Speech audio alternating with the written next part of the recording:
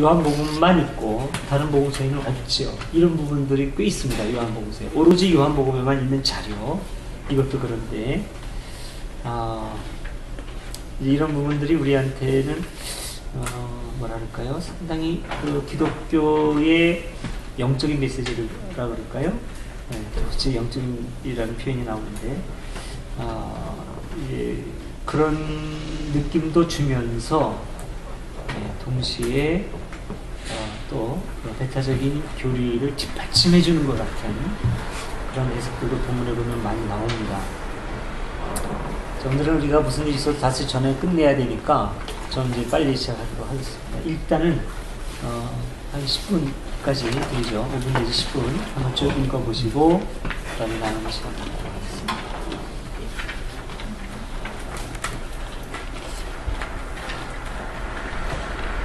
놓고 이 사건을 통해서 예수님을 뭐랄까요, 어떤 그 절대 가치로 놓고 모인 공동체가 어떻게든지 자신의 공동체의 위상을 높인다 그럴까, 자기들의 어떤 모임의 정체성을 찾기 위해서 예수에 대한 자기들의 고백을 극대화하는 듯한 그런 느낌들이 상당히 많이 있습니다. 요한복음에 전반적으로 그래요.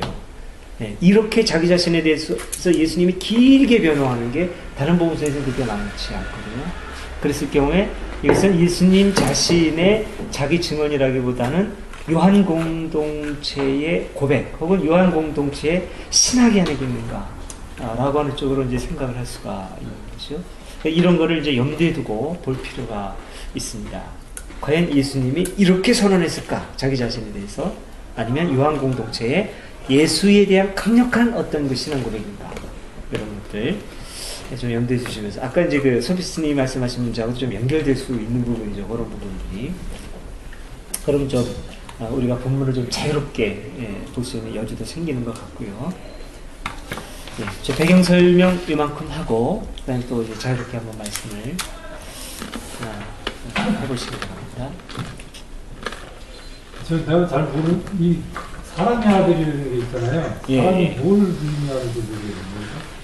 사람. 사람의 아들. 네네. 이때 당시에 그냥 그 사람의 아들이라고 하는 표현이 상당히 많이 나오죠. 성경에 특히 뭐 사람의 아들.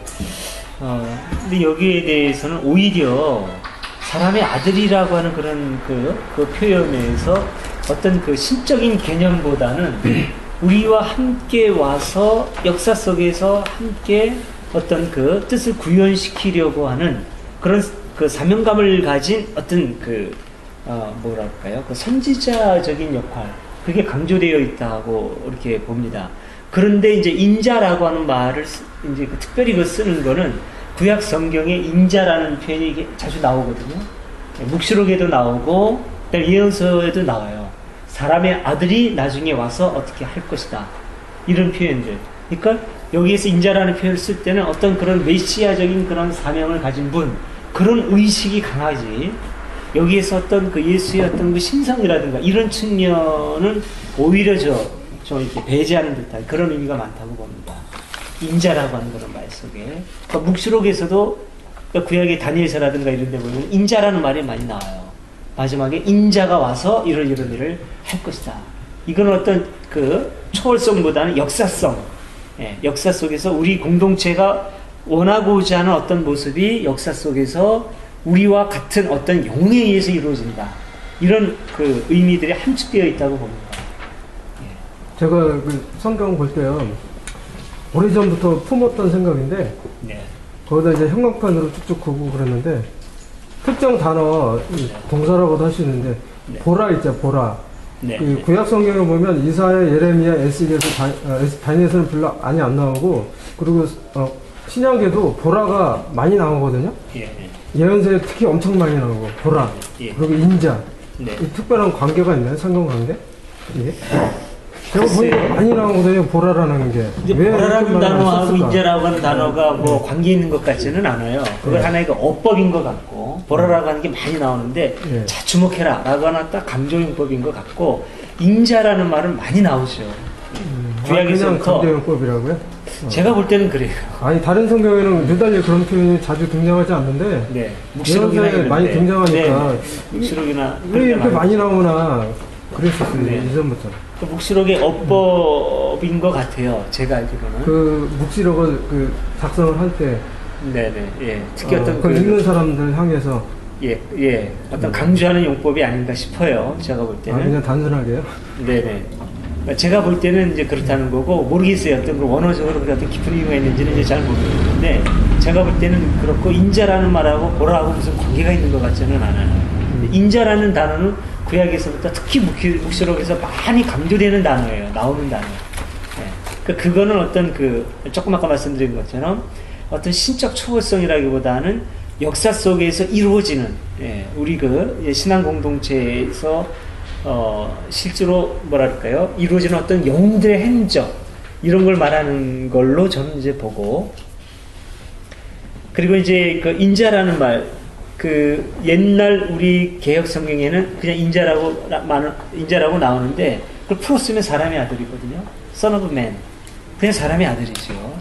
근데 이제 문제는 인자라고 하는 거를 그냥 사람의 아들, 우리 가운데에서 어떤 깨달은 사람이라든가 어떤 역할을 하는 사람이 나타나서 어떤 하나님의 뜻, 우리의 어떤 꿈을 이루어주는 어떤 위대한 메시아, 이런 개념이 아니라 어떤 신적 특별한 존재라고 생각하는 사람들이 인자를 풀어서 사람의 아들이라고 말하는 걸 싫어해요.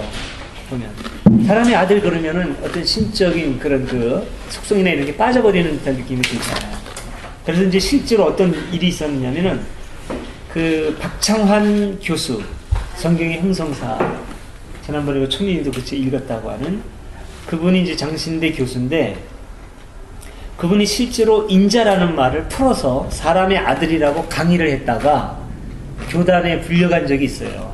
네, 교단에 불려가지고 왜 예수님을 사람의 아들이라고 했느냐. 저는 이렇게 이제 한 적이 있어요. 사람의 아들이거든요. 인자가 이렇게 풀었으면은 그냥 그런 뜻이에요. 신의 아들이 아닌 사람의 아들. 오히려 예수님이 강조하신, 만약에 예수님이 스스로를 인자라고 얘기했을 때 예수님의 강조점은 어떤 나를 어떤 초월적인 특별한 존재로 생각하지 마라. 나는 너희들과 같이 숨쉬고 활동하는 너희들과 같은 이 시대의 사람이다 라고 하는 선언일 수가 있는데, 그걸 오히려 너무나도 어떤 신적 존재, 인간적인 삶의 자리에 계신 우리와 같은 분이라기보다는 그렇게 구별지으려고 하는 성향이 그런 모습으로 나타나는 게 아닌가. 저희 집안에 보수적인 목사님들은 사람의 아들을 인정을 하는데요, 수용을 하는데, 그거 자체를 단어 그대로 수용하는 게 아니라, 신이 사람의 몸을 입어가지고 나타나는 예수님 그 자체를 가르쳐가지고, 우리가 보통 사람의 아들을 그렇게 쓰는 게 아니고, 그 고유명사화 시켜가지고 얘기를 해서 사람의 안식일을 위해서 있는 것이 아니라, 그거를 보통 이렇게 일반 명사라고 해야 되나? 이런 사람이 아니고 예수님이 말하는 거다. 네가 잘못 읽은 거다. 그런 식으로 해석을 많이 하죠. 그러면 저기 구약에서 예수님은 말하자면 이미 구약에서 많이 언급된 그 말을 그대로 관용어처럼 인자라고 예수님이 여기서 이제 말씀 수술하셨다고 하지만, 구약에서는 그 인자라는 거기 원어는 제가 잘 모르겠는데, 거기도 사람의 아들이라는 어떤 원어가 됩니까? 네, 사람의 아들이라는 표현이 많이 쓰여져. 그러면 구약에서 사람의 아들이라는 거를 말을 할 적에는 그것이 제가 잘 모르겠는데, 그렇다고 미리 구약에서 미리 말씀은 물론 이제 예수님이 사람의 몸을 빌어서 나올 거라고 그랬지만은 어떤 그것을 갖다가 말하면 연기한 겁니까? 아니면은 그 원어가 어떠한 뜻을 가지고 있는 겁니까? 구약에서 사람의 아들이라는 그 뜻에서는. 이제 소피스님이 얘기한 것처럼 보수적인 목사들이 얘기하는 어떤 위대한 어떤 신적 존재가 사람의 몸을 입고 온다, 그런 의미는 있어요. 다만 그걸 이제 예수님에게만 독특하게 적용시키는 게 문제인데, 그런 정서는 고대 시대에 일반적으로 있어 왔어요. 일반적으로 있는 거죠. 그러니까 이제 그 신이 신적 존재가 사람의 모습으로 나타날 때 사람의 아들이라고 부를 수 있는 거죠. 그런데 그냥 일반적으로 우리들한테 사람의 아들이라고 얘기하지는 않잖아요. 우리가 다 사람의 아들, 딸이죠. 그런데 굳이 그걸 갖다가 사람의 아들이라고 하는 너무나 당연한 사실을 그렇게 뭐라 그럴까? 특별한 것처럼 부를 이유는 없잖아요. 예. 그런데 그렇게 특별하게 부른다라고 하는 것은 그렇지 않은 게 그런 모습으로 왔을 때 부를 수 있는 거 아니에요. 단순히 우리와 똑같은 그런 인간들의 아들, 딸은 아닌데 그 이상의 존재인데 인간의 모습으로 왔다. 그럴 때 사람의 아들이라고 하는 표현을 붙일만 하죠. 그러니까 이게 오래된 게 그때 당시에 사람의 아들이라고 하는 표현은 그런 의미가 있는 거죠. 아주 특별한 존재인데 우리가 똑같은 모습으로 왔어요. 근데 참 탁월해요. 그 사람한테 붙이는 용어가 사람의 아들일 수 있는 거죠. 로마 황제나 뭐 이렇게. 로마 황제라든가 황제 같은 사람. 아주 뛰어난 그런 인물들. 위대한 동지랑 비슷한 거 같아요. 그러니까 뭐 아버지는 신인데 엄마는 인간이라든가 이런 경우가 많거든요. 예, 옛날에는 그런 생각들을 많이 했어요. 위대한 장군이라든가 이런 사람은 그러니까 로마의 그 장군이 스키피오라고 아실지 모르겠네. 한니발하고 싸웠던 스키피오도 그렇게 주장을 했어요. 우리 아버지는 포세이돈이다. 그렇게 주장을 그럼 이제 어리석은 백성은 믿는 거죠. 우리 아버지는 포세이돈이기 때문에 나는 결코 죽지 않는다.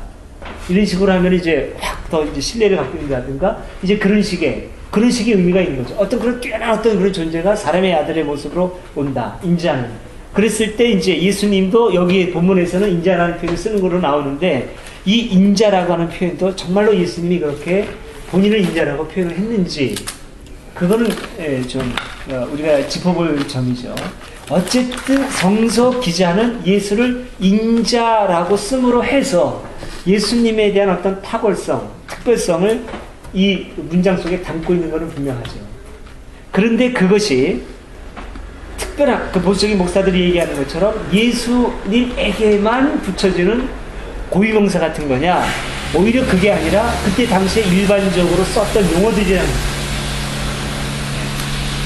인자라고 하는 표현. 구약에는 누구한테 인자야 뭐 이렇게. 네, 다니엘서에도 나오고요. 다니엘서에 보면 많이 나올 겁니다. 다니엘. 네. 맞다, 인자라고 해서. 그리고 이제 그 다니엘서뿐만 아니라 아마 에스겔서에도 나올 거예요. 인자야 하고 이렇게 나오는 게 많이 나오죠. 이상한 뭐. 그 거기에서의 인자야라고 하는 표현은 오히려 평범한 용어일 수 있죠. 그냥 너 인생아 이런 뜻일 수도 있고 사람아 그런 뜻일 수도 있고. 그런데 거기에서 만약에 하나님이 인자야라고 얘기했다 하더라도 또 그 사람을 바라보는 사람의 시각은 다른 것은 하나님은 인생아 너 사람아라고 했다 하더라도 하나님의 음성을 들은 그 인자는 다른 거죠. 우리하고는 또 차원. 그러니까 다니엘서에서 나오는 인자라든가 어떤 예언자 형식으로 나중에 인자가 올 텐데 라고 했을 때 그 인자는 우리가 생각하는 보통의 사람들하고는 차원이 다른 거죠. 그런 어떤 배경이 이제 깔려 있다고 볼 수 있습니다. 우리나라에도 그런 게 있잖아요. 뭐 정도령 씨나 뭐 해가지고 나중에 뛰어난 사람이 나와서 부강한 국가가 되게 해주실 것이다 뭐 이런 거.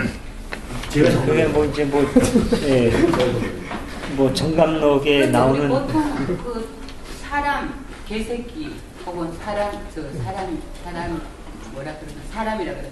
우리 애동에서 지금 사람다운 사람답게 사람 뭐 이거 많이 강조하잖아요. 전 그렇게 보고 싶거든요. 바로 뭐 짐승의 새끼가 아닌 말하자면 짐승의 자손이 아닌 사람 다음에 예수가 하는 일을 갖고 지금 인자의 아들이라고 그렇게 아니 이건 제 생각이에요. 저는 뭐 전문적인 그런 거를 나는 원래 학대를 잘하니까 그렇게 보고 있고 그다음에 저는 여기서 오늘 그냥 제가 그동안 계속해서 주장하는 게 안식이 거룩하게 지키는 게 뭐냐 하는 부분은 저는 여기서 꼬집어냈던 거거든요.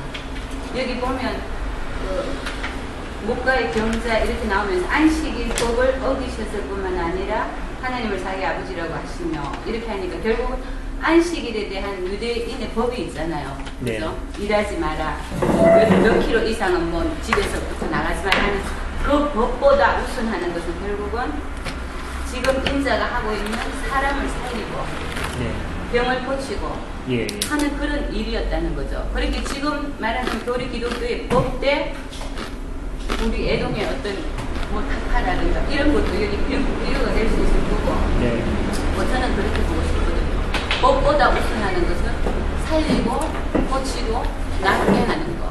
그리고 하나님의 목적 자체가 저는 솔직히 그렇게 생각해요. 하나님은 뭐 소피님도 그렇고 저도 그렇고 솔직히 우리 죽을 수밖에 없는 예를 들어 인간이라면 야 너 이런 거 잘못했잖아. 죽이는 게 목적이 아니라 살려주는 데 목적이 있다는 거죠. 그래서 인자가 하는 일은 바로 그런 거라는 거를 여기서 지금 말씀하고 있는 거 아닌가. 예. 그 다음에 안식일이라고 하는 게 과연 우리가 몇 킬로 반경 이래 나가지 마라, 뭐 무슨 뭐 음식 뭐 하지 마라, 일하지 마라, 음식도 하지 마라 하는 그런 것이 아니라 사람을 살리는 것이 안식일을 거룩하게 지키는 거다. 그 저는 요한복음에서 그걸 제가 끄집어냈었거든요. 바로 이것이 우리도 오늘 사실은 법대로 한 거 하나도 없거든요. 안식일을 법대로. 뭐 안식일 거룩하게 지키라 하는 그래서 뭐 주의를 지금 지키고 있지만 많은 교회들이 과연 안식일을 지키는 것인가 법대로 살아가는 것인가 이런 걸 생각해볼 문제라는 거죠. 네. 저는 이걸 오늘 생각해봤습니다. 네. 저는 요새 유럽에서는 법으로 밤 늦게까지 장사 못하게 막고 그리고 일요일은 당연히 그렇고 그래가지고 노동자들 보호하기 위해서 그런다고 제가 들었거든요. 네. 근데 오히려 우리나라 교회가 오히려 더 부추기는 거 아닌가 그런 생각이 들더라고요. 안식일에 그거를 더 벗어나가지고. 근데 이 안에서 말이죠. 네. 그 안에서 교수님 굉장히 예수님이 권위적인 거 네. 이런 걸 갖다가 한편으로는 지금 아까 말씀하셨듯이 여기 요한 공동체 신앙으로든지 노력하는가 네. 한편으로 굉장히 좀 이렇게 그 율법을 타파하고 권위를 타파하는 네. 그런 모습을 예. 지금 예. 제가 보기엔 조금 정확하보다 좀 야면적인 네. 좀 상반되는 면인데 예. 그런 거에서 어떻게 보면 뭐 좋게 해석을 하면은 예. 그 어떤 그 초월적인 어떤 그런 존재라는 것은 이렇게 말씀하셨다시피 뭐 그런 것이 아니냐, 좀 이렇게 그런 것보다도 이런 것이 사람을 위한 그런 의미가 아니냐 그렇지만 한 존재 안에서 좀 상반된 것들이 나오니까 네. 조금 이렇게 하여튼 뭔가 예전에도 정말 어떻게 보면 굉장히 좀 진짜 뭐 뜻으로 해석하는 것 같기도 하고 개혁적인 것 같기도 하지만 조금 그런 인상이 드네. 글쎄 난 말로 무슨 소리인지 모르겠네. 요한복음이 뭐랄까 어떻게 보면 참 영적인 책이고 또 이제 우리한테 그 교리를 벗어나는 심오한 어떤 그 이제 해석의 가능성도 제시해주는 반면에 오히려 더 그 예수에 대한 어떤 뭐랄까요 그 신성을 교리적으로 고착화시켜준다는 느낌도 저는 많이 받아요. 근데 이제 요한복음을 좋아하는 분들이 참 많거든요. 우선 유영무 선생님, 다섯 유영무 선생님도 요한복음을 참 좋아했고, 도울 선생님도 또 요한복음을 긍정적으로 보는 것 같고. 근데 이제 저는 사실은 요한복음에 대해서 그렇게 매력이 느껴지지 않아요. 제가 좀 영적으로 건조해서 그런지는 모르겠는데, 여기서 보면은 그 두 가지, 지금 말씀하신 두 가지를 저도 이렇게 느껴요. 우선 좀 약간은 저는 조금 좀 거부감이 느껴지는 게, 아까 제가 말씀드린 것처럼 크게 세 문단으로 지금 나눠지잖아요. 베자다 모카이 병자. 이거는 어떤 그 사건이죠. 예. 뭐 실제로 있었건 아니면은 사건화된 기록이든지 간에 이건 일단은 사건의 기록이란 말이죠. 예. 다른 복음서하고 큰 차이가 없어요. 다른 복음서도 이런 식으로 돼 있어요. 사건이 있었고 거기에 대해서 예수님이 결정적으로 한마디 하셔요. 보면 단순해요. 간단하게 말씀을 해요. 사건이 있은 다음에 예수님이 그러니까 이렇게 간단하게 나오거든요. 어떤 설교가 아니라요. 물론 마태복음에도 산상수훈 긴 설교 나오기는 해요. 근데 그건 별도의 설교문이죠. 근데 하나의 사건 때문에 그걸 기회로 삼아서 긴 설교를 하는데 그것도 전적으로 자기를 막 드러내고 하는 이런 설교는 별로 없어요. 다른 뭐 없어요. 이건 요한복음의 독특한 형식이죠. 근데 요한복음에 어쨌든 베세다 연못 때문에 긴 설교가 나와요. 분량으로 봐서 이거보다 훨씬 더 아들의 권한에 대해서 쭉 설명을 나오고 네? 자기 자신을 위한 하늘의 증언 이런 것까지 길게 설명이 나온단 말이죠. 근데 어떻게 보면 보는 시각에 따라서는 아주 좀 극단적인 자기 자랑, 네. 자기 자신의 어떤 그 극적 선언, 네. 자기 자신의 어떤 그 신적 존재에 대한 선언으로 이렇게 나타나는데 제가 볼 때는 본인의 자기 선언이라고 보기에는 너무나 좀 어색한, 네. 예수님의 자기 증언 같지가 않은 거죠. 그러니까 아무래도 이거는 요한 공동체의 신학이고 요한 공동체의 철학인 것 같아요. 근데 이제 요한 공동체가 그렇다면 요한 공동체의 어떤 그 신학을 발표하는 거라고 봤을 때는 저로서는 이제 두 가지가 읽혀지는데 일단은 그 과거의 유대교의 율법에 대해서는 완전히 내리깔면서 아주 낮게 보는 거죠. 그건 아주 세상의 초등학문이다. 예를 들어서 바울적인 표현을 빌리면 그건 형편없는 거고 내가 보다 더 고차원적인 걸 알려줄게. 보다 더 영적인 거. 그러면서 상당히 영적이고 고차원적인 걸 알려주는 듯해요. 예, 예를 들면은 아버지께서 하시는 일을 아들도 한다. 이거는 교리가 아니라 어떤 깨달음에 의해서 하시는 말씀이라면은 유교에서 말하는 어떤 지천명을 말하는 것 같기도 해요. 아버지께서 하시는 일들을 아들도 한다. 하늘의 뜻을 네? 받아서 한다. 이런 해석이라고 한다면 무리될 게 없죠. 교리하고 결론 짓지 않는다고 하더라고요. 이렇게 볼 수 있는 여지도 좀 있어요.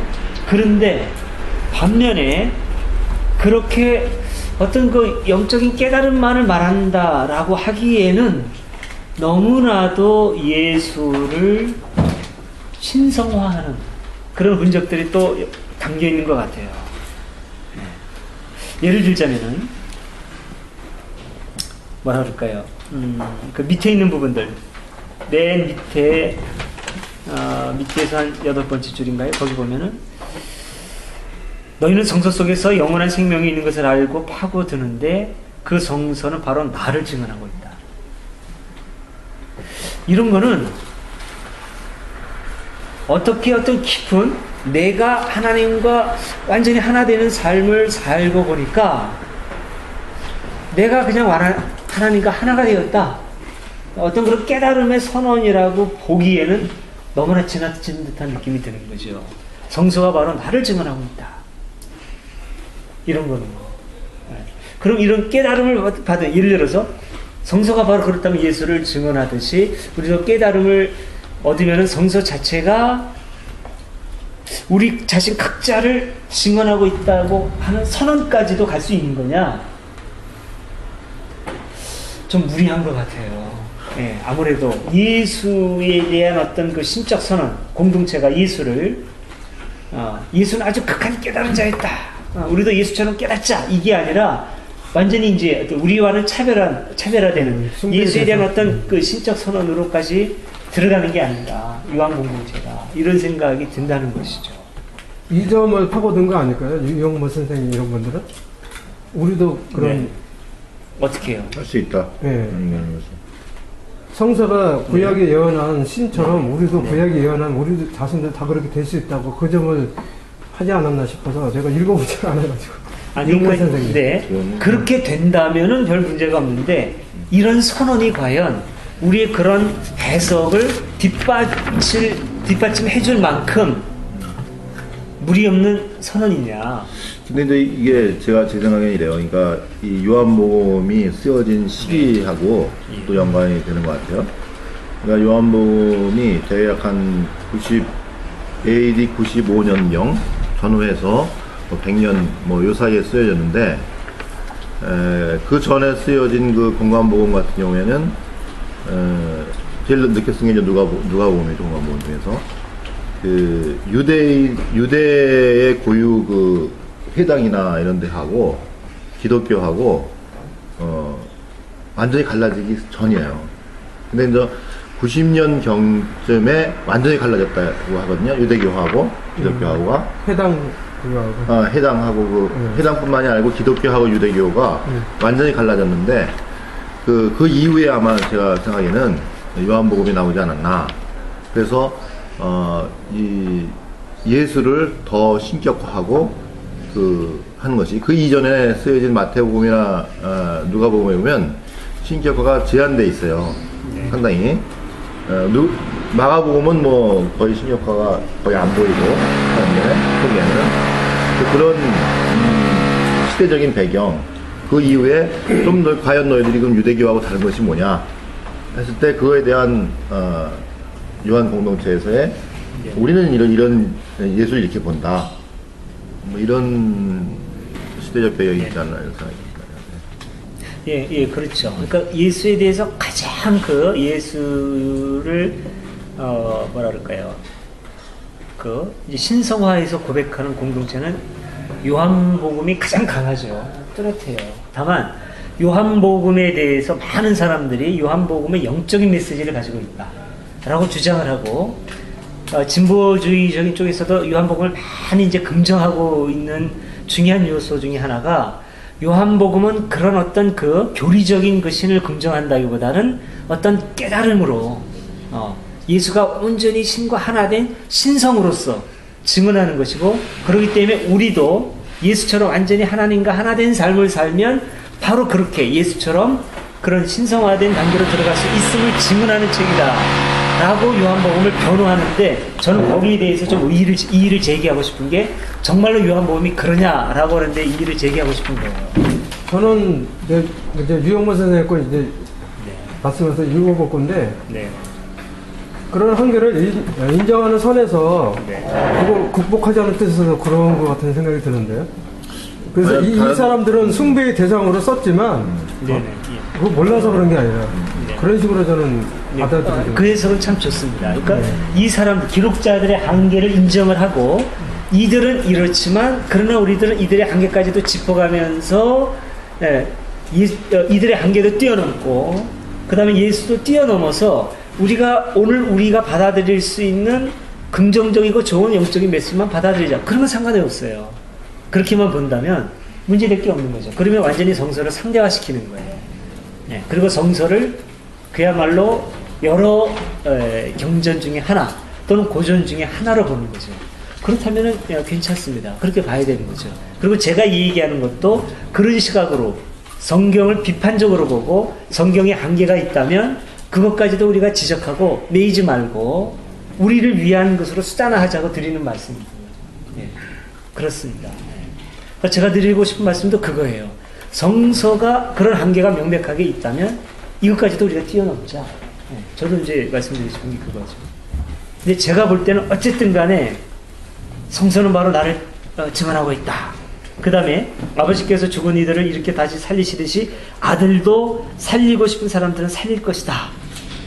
이거는 그저 어떤 영적인 깨달음의 선언이라기보다는 이미 예수에 대한 신성화의 선언인 것 같고 이런 것들이 많이 어떤 예수님을 우리들이 따라서 예수의 신앙을 갖게 하는데 방해가 된다고 저는 생각을 해요.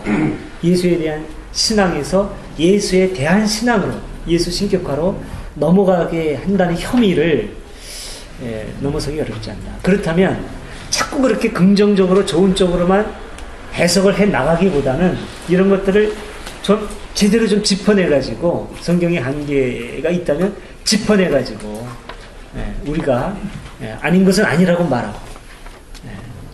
이거 혹시 절충한 거는 또 아닐까요? 근데 요한 공동체에서도 시각이 같은 거는 절대적으로 없었을 것인데 예수님의 이거 영적인 특성에 강조한 사람들하고 신적인 걸 강조하고 싶은 사람들이 절충한 건 아닐까? 그럴 수도 있죠. 그럴 수도 있죠. 굉장히 역대한데. 아니 그럴 수도 있어요. 요한 공동체의 작업 중에 이런 시각 가진 사람 저런 시각 같은 이해가 있는데 어느 한쪽으로만 나갈 수 없는 팽팽한 어떤 그런 세력이 있을 때 그것을 같이 담을 수도 있는 거죠.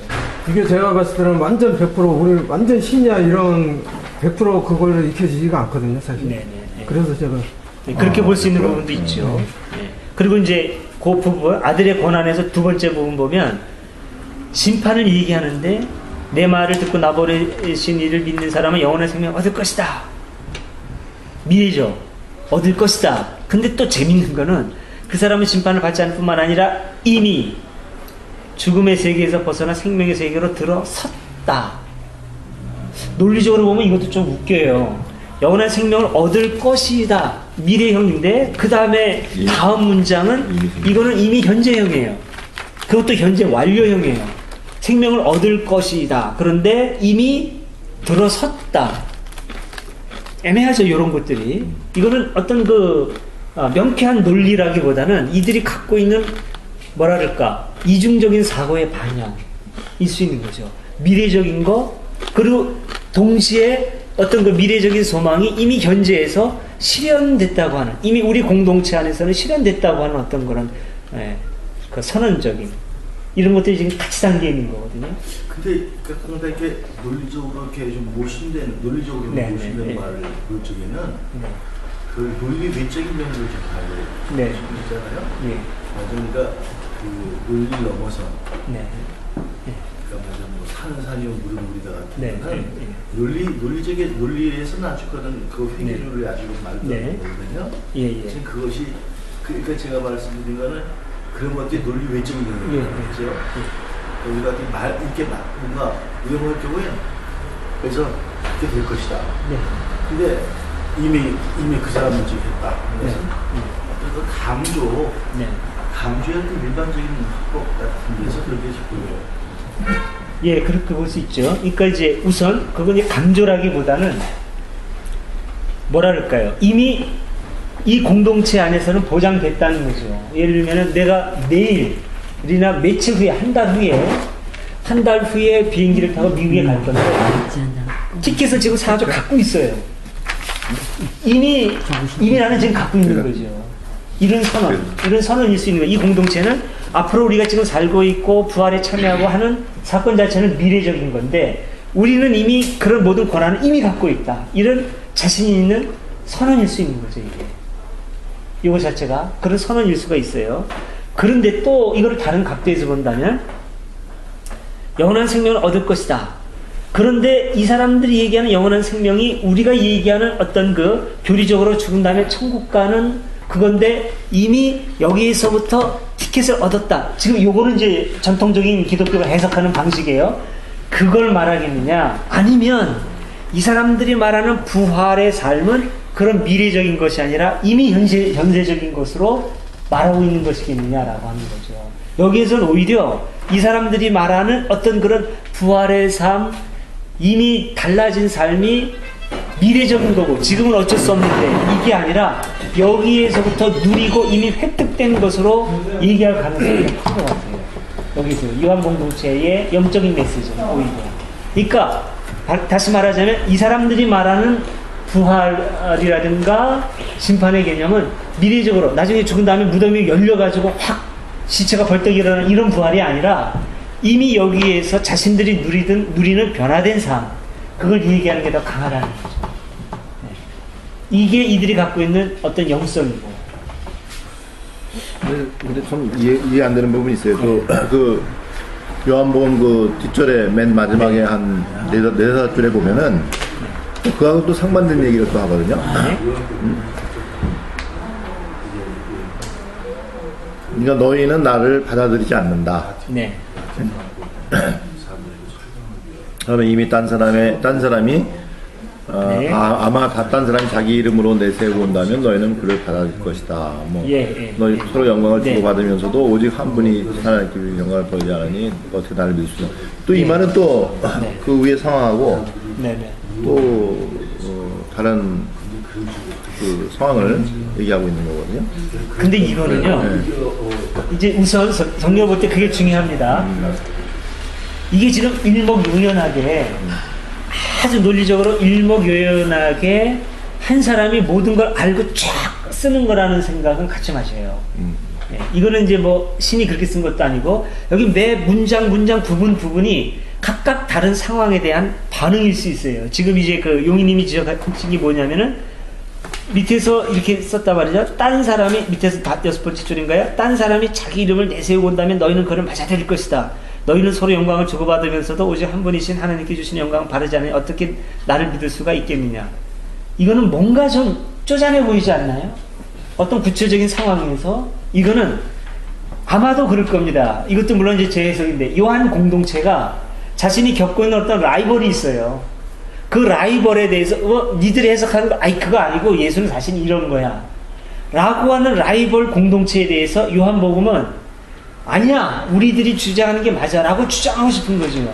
이 라이벌 공동체에 대해서 이 사람이 주장하는 데 대해서 쫓아가는 사람이 있는데 그거 아니고 우리들이 해석하는 게 맞아 라고 하는 그 시대 상황의 반영일 수 있어요.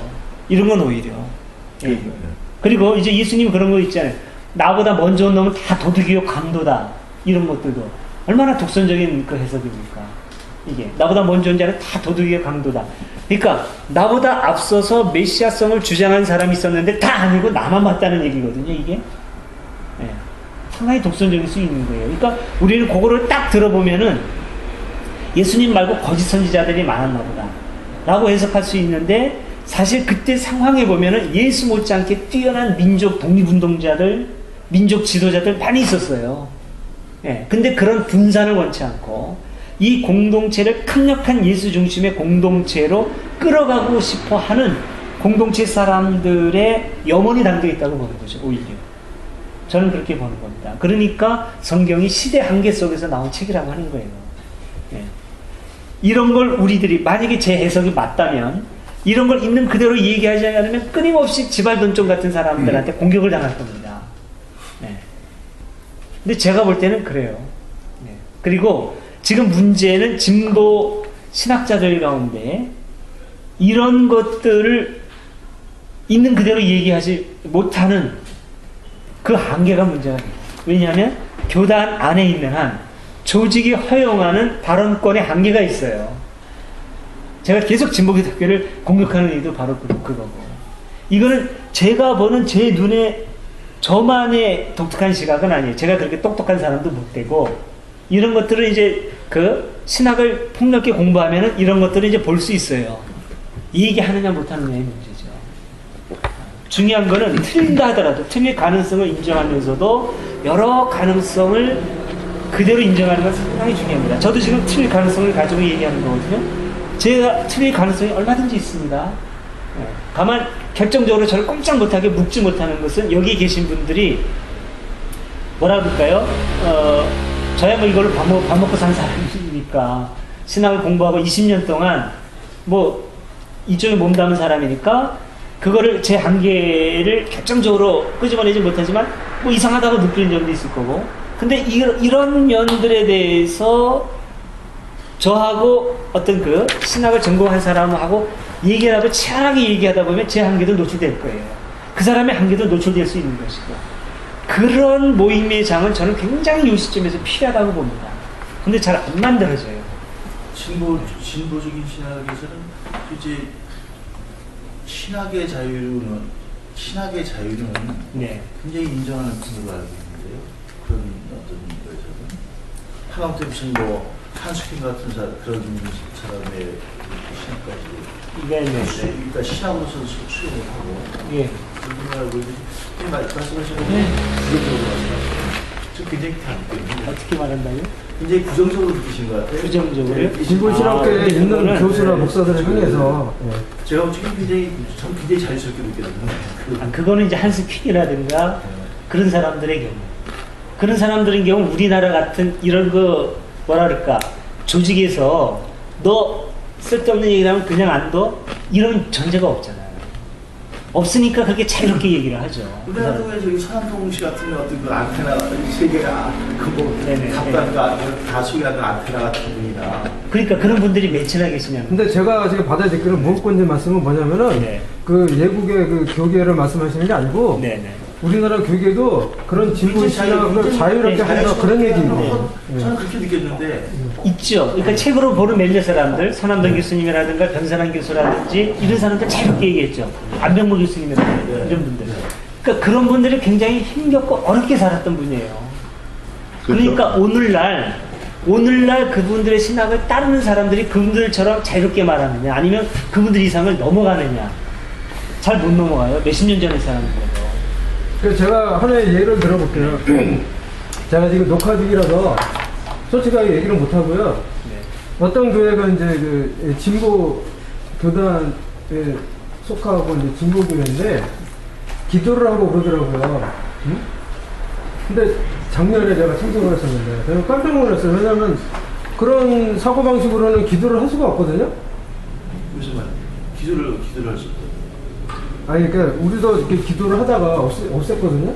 그래서 이제 저는 이제 나 이거 긍정적이라고 찬성하고 그랬는데 또 어떤 분이 또 좀 날이 섰다고 그런 얘기를 해가지고 지난번에 제가 말씀드렸는데 일부분 그 사람 말이 옳다는 생각은 또 했었어요. 응?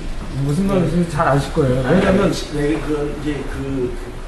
교회 개별 그 집단에 어떤 신앙일 수 있는데 내가 그냥 신앙을 말하는 것이 아니라 신학을 말하는 거예요. 그래서 그들의 일부 집단에 의해서 그들의 신학에 의해서 약간의 예전이라든가 이런 것들을 바꿀 수가 있죠. 근데 뭐냐면 제가 말씀드린 건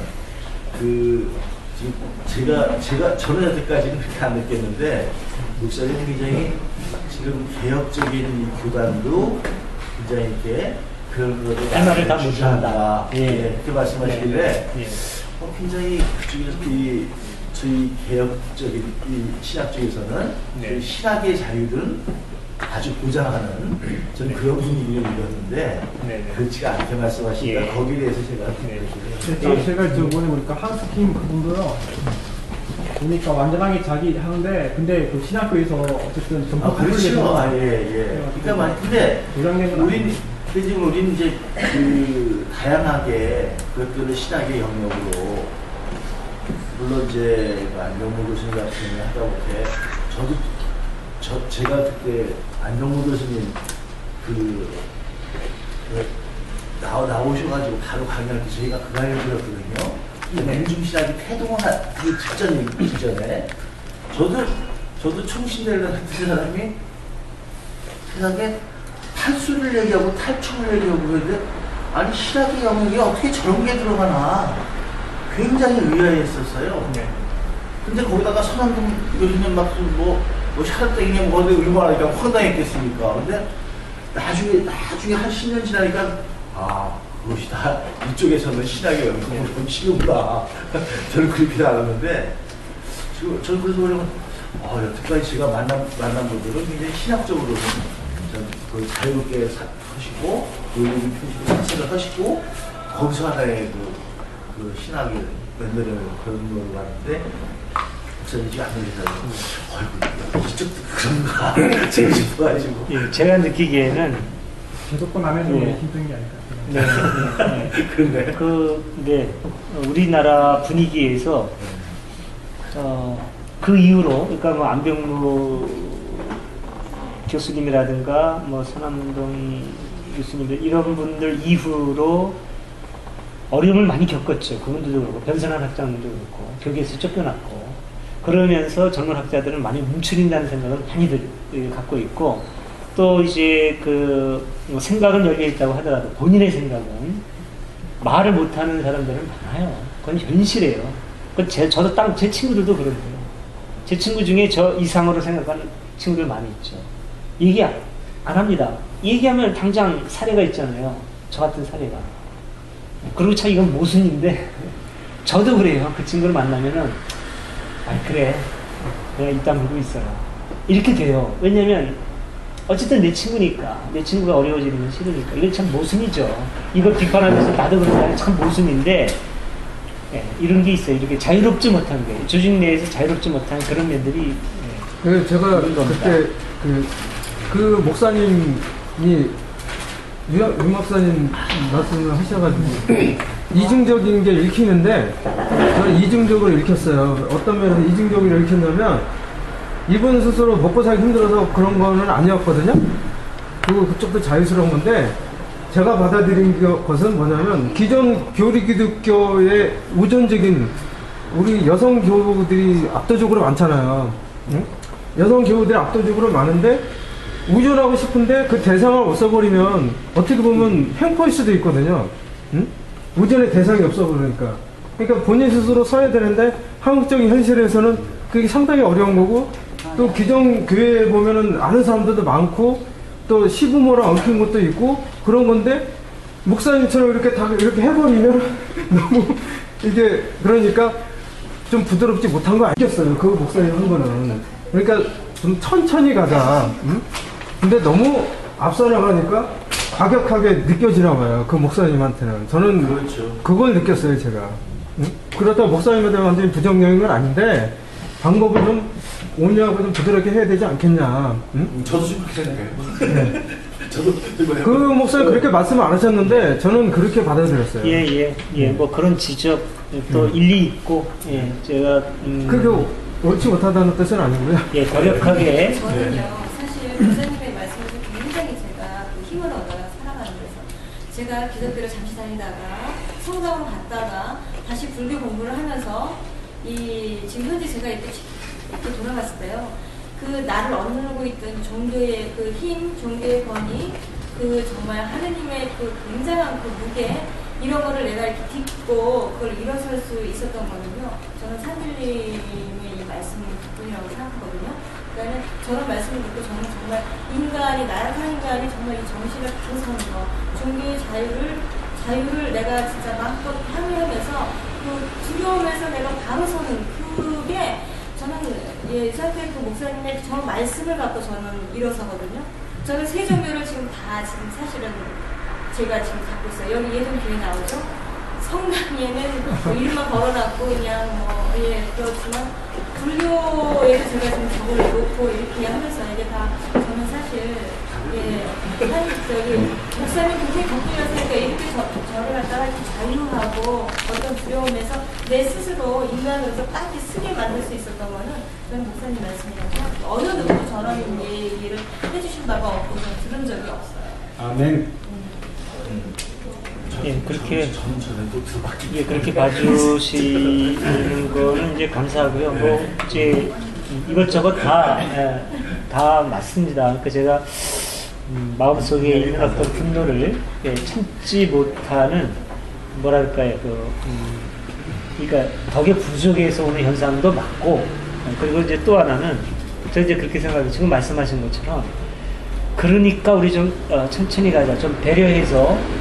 근데 그것 때문에 명쾌하게 못 보는 거예요. 자꾸 돌려서 얘기하고, 이것저것 생각하면서 자꾸 돌려서 얘기하니까 자기는 알지만 그 말을 듣는 사람은 계속 헷갈리는 거죠. 못 알아듣고. 저는 딱 그렇게 얘기했으면 좋겠어요. 이렇게, 기독교만이 유일한 종교가 아니다라고 생각하면은 딱 교인들한테 얘기해서 나오기 싫으면 안 나와도 괜찮다. 교회에 나와야만 구원받는 거 아니고, 당신이 어디서나 하늘을 우러러 부끄러움 없이 살면, 그건 뭐, 부끄러움은 그 하늘의 자녀인 것이고, 뭐, 불교가 좋고 당신의 삶에 유익하다면, 불교에 가서 배워라. 괜찮다. 라고 딱 선언해주면 얼마나 이 사람이 편할까요? 그런데 그런 얘기까지는 안 하니까, 교회 조직 안에 있으니까 그런 얘기는 안 한단 말이에요. 걔 발을 돌리고 하니까 계속 헷갈리는 거죠. 떠나고 싶은데 떠나도 되나? 이사 벌 받으면 어떡하지? 계속 이렇게 헷갈리는 거예요. 상관없거든요. 교회 조직은 조직일 뿐이지. 그러니까 그런 얘기를 전 딱 해줬으면 좋겠어요. 우리 교회 싫으면 안 나도 괜찮다. 완전히 졸업하고 싶으냐? 졸업해라. 아니, 그러면 그 사람들 생각에서는 그게 주의를 지켜야 된다 이런 그 계명에 어긋나지. 그 사람들 신앙. 아니, 목회자가 그런 목회자들이 있어야 된다는 얘기인데, 그런 목회자가 나오기 전에 벌써 장로들한테 좀 잘릴 텐데. 네? 저기 비슷한 말 하다가. 저기 성서에 쓰인 대로 저도 이렇게 말해요. 진리가 너희를 자유케 하리라. 저는 그게 제일 좋아하는데, 바꿔서 말하면은, 종교가 사람을 참 부자유의 소리에 만들어내는데 성서에서 말하는 거는 진리가 사람을 사육해 하는 건데 성서를 가만히 보면 이렇게 보면 왜 그 실수를 갖다가 거기다가 갖다 들이다가 그냥 올가미에 갖다 집어넣고 그러는데 거기서 굉장히 이제 막 해방감을 이렇게 참 그 기분 압니다.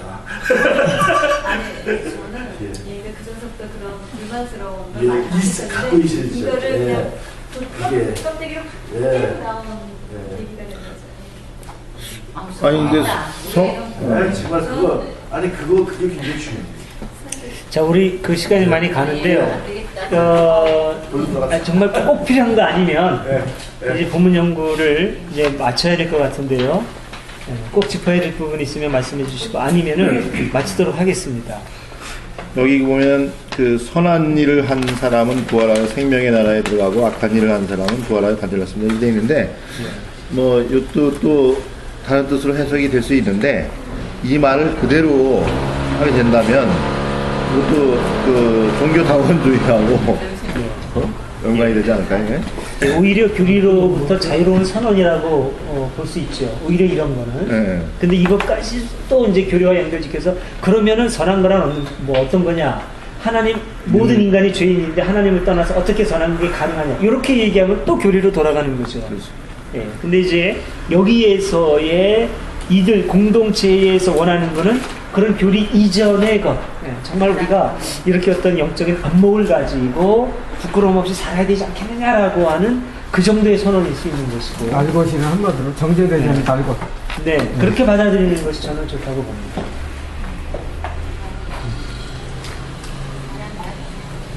예, 그러면 이대로 마쳐도 될까요? 이거는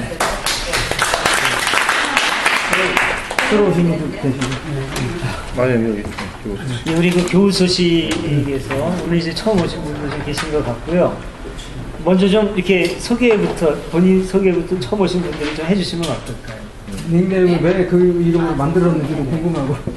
아니, 저쪽에 네. 다 해? 아니 처음 오신 분만 하는 거 아니야? 시간이 없으니까. 예. 간단하게 간단하게 몸만 얘기라도 들어가는 하는 것만. 것만. 네, 그렇게 닉네임만 예, 얘기해. 저 단군의 자손입니다. 예. 저는 소피스 들어갑니다. 예. 저는 풍요인입니다. 예, 조금 자세히. 청룡? 한 바퀴 쫙 들어가고. 인천에서 온 서현입니다. 네. 서연. 조남이세의 서현. 서연. 닉네임. 하림입니다. 반갑습니다. 할인? 지금 인터넷 활동을 안 하는 지금 무꽃입니다. 알합니다. 알아요. 악어가 스타입니다. 한들입니다. 예, 저는 산들입니다. 예, 용인입니다. 승입니다. 그럼 예, 저기 뒤에 계신 분은 말지 말고. 아니, 근데 너무 미인이세요. 너무 미인이세요. 구경하라고. 나라는 견뎌내신 얘기다 지금. 아니, 근데 풍내인 예, 풍기님 좀 어디 사시는지. 사는 데는 인천이고요. 인천이야? 네. 인천 사람들이 인천에서 뭐 해야겠네 이거. 그죠? 너무 서울에 사면 안 돼. 인천부터 분가를 시켰네. 네, 아무도 빵 만들까봐. 인천뿐이 아니라 앞도. 부평에 있어요. 북쪽이시네. 저도 부평구. 부평이래. 정동에. 인천 사람들이 진짜 뭐. 많다. 네. 근데 너무 멀리서 오시니까 우리 한 번쯤은 좀 그 인천 쪽으로 비슷하게 좀. 인천 한번 왔었어요. 당군에 사시니까. 예, 무슨 말씀 얘기를 드리고요? 드리고 있고 싶은데 제게 하여튼 제가 뭐 목사님 얘기를 들은 게 방송에서 뉴스에서 처음 봤어요. 뉴스랑 인터넷에서만 처음 뵀는데 작년에 아니면 네, 그렇게 그 일반 개신교 목사님 중에 이런 생각하시는 분이 있다는 게 굉장히 놀랐어요. 그때 놀랐는데 그 다음에 또 그래가지고 또 검색을 해보니까 그런 교회가 이 교회 말고 다른 데도 있더라고요. 제가 또 세길교회나 이런 데도 알게 되고 세길교회. 근데 하여튼 되게 예전에 제가 어릴 때 다닐 때 생각 못하던 되게 놀랐고 저는 되게 사실 저도 저처럼 뭐 크고 싶지 않은데 어릴 때 이제 외가 쪽이 개신교 집안이에요. 어머니가 굉장히